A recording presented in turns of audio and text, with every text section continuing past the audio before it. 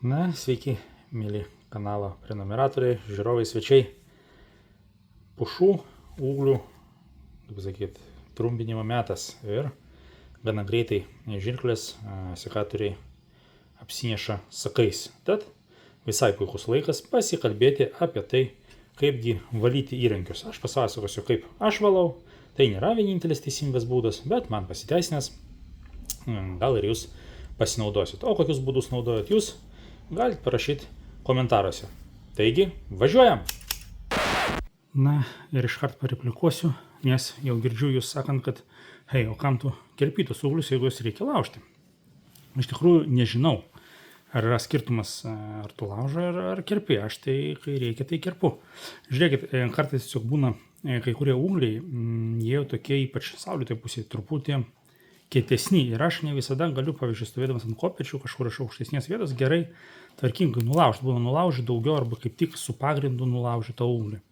Va, tai tada aš jau geriau kerpu. Tokį, matot, jis čia storesnį. Ir dabar jisai taip, jau sunku, kai laužosi va šitas. Šitas jau sunku, kai laužosi. Tai va, iš tikrųjų, sakau, nematau skirtumo ar pjauni ar laužai. Kai kažkas sako, kad čia pageltonuoja vietoje ūgliai, gal pageltonuoja, nežinau, nekreipiu dėmesio, per daug ant didelės pušies čia nesimato. Puikiai tas man žilutės kerpa. Na, tai ką, grįžtam prie pagrindinės temos. Na, ilgai netempdamas, štai, valau aš savo genėjimo įrankius, tokiu CMT firmos, italų firma, valikliu, dervų valikliu. Jisai šiaip laikomas lyg ir ekologiškas, jo nereikia nuskalauti. Aš juo valau ir savo pjūklo diskus, iš tikrųjų, nes tam ir pirkau, iš tikrųjų, nes labai gaila, kai nusipirki naują diską, prapjauni kokią sakingą pušinę gegnę ir labai greit diskas apsineša, pradeda paskui deginti, prastai plauti, pjauti tai yra, atsiprašau, ir jį geriau pavalyti negu pirkti naują. Tai nusipirkau štai tokį. Ir pernai išbandžiau sekatorių pavalyti, tai irgi puikiai. Tai nebūtinai šitas yra, įvairūs gamintojai turi savo valiklių, pavyzdžiui, Felko turi savo valiklį, yra Saboten, man atrodo, japonų firma irgi turi kažkokį savo valiklį. Na, aš pasirinkau šitą, nes man jisai ir pjūkla, ir sekatorius valo. Na štai, tai kaip aš jį naudoju, tai tiesiog atsukam, čia yra blokavimas, atsukam. Reikia užpurkšti, palaukti 30 sekundžių, minutę galima palaukti ir tada nušluostyti sausą šluostę. Pabandom. Neatsukau iki galo. Čia pabandom. Taip. Ir žirklutes. Čia aš jau pergausim gal purškiu. Na. Dabar palauksim.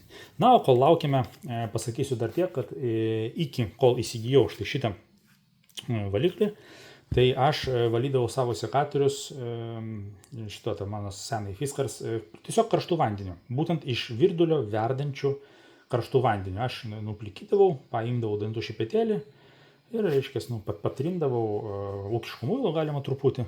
Viskas gerai veikia. Aišku, jeigu šviežiai, tada reikia, pavyzdžiui, pušies sakus reikia nuvalyti šviežius, nepaliekant kitai dienai. Tada jeigu kitai dienai jau paliekat, jau tenka verdančiam vandenį ir pamirkyti. Tai čia, prašau, jau kažkoks poveikis yra, žiūrėkit, matosi ant baltos lentutės, pabandysim nušluostyti. Žiūrėkit, ir nusišluostu. Čia vienas liko pridžiūvęs, čia iš tikrųjų ne tik šiandien genėta, čia yra ir vakar genėjau. Per mažai dar palaukim su jumis, čia įdomu. Šitas sekatorius, žiūrėkit, violetinis pasidarė. Apnašas šitas. Sakai, žiūrėkit. Ir visai gerai. Ir jau galima toliau dirbti, nes iš tikrųjų jaunus ūglius, kai kerpi, gana greitai apsineša ašmenys ir tada labai jaučiasi, kad iš tikrųjų nekerpa, o laužo. Taip, užlaužo tą ūgliuką, tai tada jau pats laikas yra pavalyti ir tęsti darbus. Žiūrėkit, šitą iš vidaus išvalom. Žiūrėkit. Ir užklastom. Na ir va. Viskas. Galima tęsti darbus. Taigi, toks trumpas video. Tikiuosi naudinga. Galite drąsiai pirkti. Jeigu kam įdomu, jeigu kažkokio valiklio specifinio savo nenaudojat, o jeigu naudojat, parašykite komentaruose, man gal irgi bus įdomu visai sužinoti, kokie yra variantai, nes kartais žmonės manęs paklausia. Va, tai, ačiū, kad žiūrėjot, dėkit laikus, prisinumeruokit ir iki kitų kartų. Gerų jums visiems darbų.